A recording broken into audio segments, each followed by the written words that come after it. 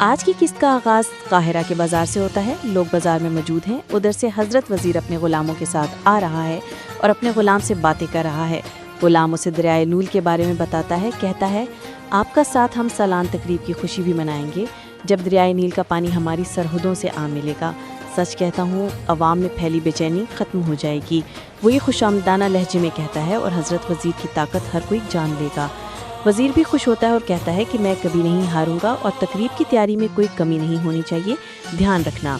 غلام پھر خوش آمدانہ لہجے میں کہتا ہے کہ قاضی فاضل کا کوئی پتہ نہیں ہے، وہ کہاں ہے، مگر آپ اس بات سے پریشان نہ ہوں جناب، ادھر مرکزی میدان آپ کے حکم کے مطابق مقابلے بازی کے لیے تیار ہے۔ وزیر کا تخت اتارا جاتا ہے اور بتایا جاتا ہے شہر کے بہادر جنگجو اس مقابلے میں شامل ہوں گے۔ وزیر میدان میں جاتا ہے اور غلاموں کو لڑتا ہوا دیکھ کر کہتا ہے کہ ہمیں بہادر اور لڑنے والے غلام چاہیے۔ ادھر حضرت وزیر شمسہ خاتون کو جاتے ہوئے دیکھتا ہے اور حسرت سے کہتا ہے کہ اس جیسا آزاد غلام کہیں نہیں دیکھا۔ وین دربار میں شہنشاہ امر لیگ کے پاس ولیم آتا ہے اور امر لیگ کو بتاتا ہے کہ سلطان نور الدین کو آپ کی تاج پوشی کی رسم میں دعوت پہنچا دی گئی ہے۔ پھر وہ مزید لارڈ گے کے بارے میں بات کرتے ہیں کہ لارڈ گے ہماری فوج کا نیا سپہ سالار ہے جو پاپے کی طرف سے منتخب ہوا ہے۔ اسی لمحے شہزادہ بالڈون آتا ہے۔ امر لیگ خوش ہوتا ہے شہزادے کو دیکھ کر اور کہتا ہے اس سلطنت کا اگلا شہنشاہ بالڈون ہے۔ پھر بالڈون کو کہتا ہے کہ تمہاری خصوصی تربیت ولیم کرے گا۔ شہزادہ خوش ہوتا ہے۔ ادھر صلاح الدین اپنی طاقت بحال کرنے کی کوشش کرتا ہے اور بیلین اس کو سہارا دیتا ہے۔ صلاح الدین کہتے ہیں مجھے جلد سے جلد شام پہنچنا ہے۔ بیلین پوچھتا ہے کیا تم شام سے ہو؟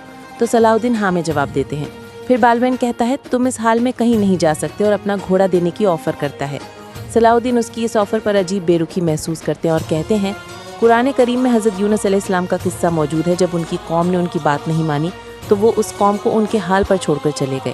تم بتاؤ ایسی کیا وجہ ہے جو تم مجھے چھوڑ کر بھاگ رہے ہو؟ ولیم کہتا ہے نہیں معلوم، مجھے مچھلی کے پیٹ میں جانا پڑے گا وجہ معلوم کرنے کے لیے۔ دونوں ایک دوسرے کو دیکھتے ہیں اور پھر بیلین صلاح الدین کو اپنے ساتھ جانے کا کہتا ہے۔ اور شام میں گھوڑ سوار محل کے سامنے آ جاتا ہے اور سلطان نور الدین سے ملاقات کرنا چاہتا ہے۔ سلطان کو اطلاع دی جاتی ہے قاضی فاضل آپ سے ملنا چاہتے ہیں۔ سلطان عمر ملا سے جنگ کی باتیں کر رہے ہوتے ہیں اور صلاح الدین کے بارے میں بہت پریشان ہوتے ہیں۔ سلطان کو اطلاع دی جاتی ہے کہ آپ سے قاضی فاضل ملنا چاہتے ہیں۔ سلطان نور الدین اجازت دیتے ہیں۔ دروازہ کھلتا ہے اور اندر آنے کی اجازت دی جاتی ہے۔ قاضی فاضل سلطان کے سامنے اپنا مسئلہ بیان کرتے ہیں۔ سلطان قاضی سے مصر کے حالات پوچھتے ہیں۔ قاضی فاضل مصر کے خراب حالت کے بارے میں وضاحت سے سلطان نور الدین کو بتاتے ہیں اور سلطان سے درخواست کرتے ہیں کہ قاضی فاضل تنہائی میں بات کرنے کا کہتے ہیں اور پھر سب لوگوں نے تنہا چھوڑ دیتے ہیں۔ پھر صلاح الدین گھوڑے پر سوار ہوتے ہیں اور بیلین انہیں لے کر چل رہا ہوتا ہے اور کہتا ہے برداشت کر پاؤ گے؟ اسی ٹائم صلاح الدین بے ہوش ہو جاتے ہیں اور پھر دربار میں قاضی فاضل بتاتے ہیں کہ وزیر درگام صلیبیوں کے سامنے بک گیا ہے۔ سلطان کہتے ہیں میں اپنی سپاہ کو خطرے میں ڈال کر آپ کی مدد کروں؟ قاضی فاضل مصر کی عوام کی ذمہ داری لینے کے لیے تیار ہیں اور قاہرہ میں ہماری طرف مدد کا ہاتھ بڑھائیں۔ سلطان نور الدین کہتے ہیں کہ وہ فاطمی ہی تھے جنہوں نے قدس کو صلیبیوں کے حوالے کیا ہے۔ سلطان کہتے ہیں میں یقیناً مصر جاؤں گا اور فاطمیوں کی سلطنت کو نیست و نابود کرنے جاؤں گا۔ ادھر جنگل میں صلاح الدین بے ہوش ہوتے ہیں اور بیلین ان کی حفاظت کرتا ہے اور پانی پلاتا ہے۔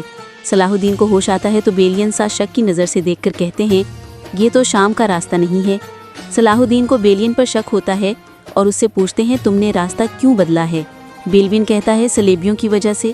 صلیبیوں کا ایک دستہ یہاں سے گزر رہا تھا تو میں نے راستہ بدل دیا۔ تھوڑی دیر بعد صلیبیوں کا جنگی دستہ وہاں سے گزرتا ہے۔ صلاح الدین دیکھ لیتے ہیں۔ صلاح الدین کہتی ہیں آخر کون ہو تم؟ بیلین کہتا ہے گھبراؤ نہیں، میں نے تمہیں کنویں سے اس لیے نہیں نکالا کہ تمہیں دوبارہ پھینک دوں۔ صلاح الدین حیران ہو کر کہتے ہیں کہ تم نے ایسا کیوں کیا، کیا وجہ ہے؟ بیلین کہتا ہے میں نے اس لیے ایسا کیا ہے تاکہ تمہیں تمہاری ماں سے ملا سکوں۔ صلاح الدین حیرت سے کہتے ہیں کہ ایک مسلمان کی حفاظت کو کرتے پہلی بار دیکھا ہے، جبکہ مسلمان ہمیشہ عیسائیوں کی حفاظت کرتے ہیں۔ ہو سکتا ہے اس کے بدلے تمہاری بخشش ہو جائے۔ بیلین مسکراتا ہے۔